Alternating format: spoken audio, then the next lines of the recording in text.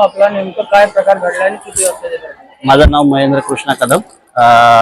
मी रात्री 11 वाजता जेव्हा घरी आलो तेव्हा माझे मित्र जे त्या बिल्डिंगमध्ये राहतात मुकुंद स्मृतीमध्ये, जितेंद्र गायकवाड यांनी मला फोन केला.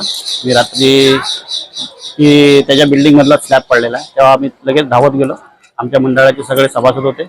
आम्ही लगेच गेलो, बघतो तर त्या बिल्डिंगच्या दुसऱ्या माळ्यावरनं स्लॅब कोसळला होता आणि त्या रूममध्ये जे राहणारे कुटुंब होते, वयस्कर होते जरा कुटुंब, ते पहिल्या माळ्यावरती कोसळले होते आणि त्यांना जखमी झाले, त्यांना मार लागलेला भरपूर.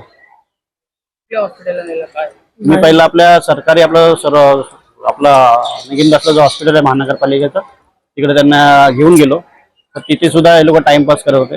शेवटी मग मी क्षितिज ठाकूर यांना फोन लावला. क्षितिज ठाकूरांनी लगेच ॲम्ब्युलन्स वगैरे मागून डॉक्टरांना सगळं समजावून त्यांना नायर हॉस्पिटलला घेऊन गेले. फायर ब्रिगेडला रात्री महानगरपालिकेला कळवण्यात आलं होतं.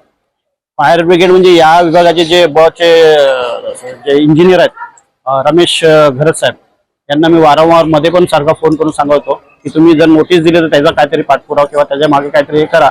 आणि सकाळी सुद्धा फोन केला होता आज, त्यांनी त्याच्यावरती काय दुर्लक्ष केलं. आणि रात्री जेव्हा ही घटना घडली तेव्हा मी त्यांना सांगितलं होतं, पण आतापर्यंत महानगरपालिकेचा एकही इथं कर्मचारी किंवा अधिकारी ते कोणी धुकून आलेलं नाहीये. बिल्डिंग तशी 15 ते 20 वर्ष जुनी आहे आणि मधून बिल्डिंगचं रिन्युएशनचं काम करायला पाहिजे होतं, पण त्यांनी अजूनपर्यंत एकदा सुद्धा त्या बिल्डिंगचं काम केलेलं नाही. कदाचित त्याच्यामुळे किंवा त्या बिल्डरनी जेव्हा ती बिल्डिंग बांधली त्यावेळेला मटेरियल वगैरे व्यवस्थित वापरलं नसेल, त्याच्यामुळे कदाचित हा झालाच.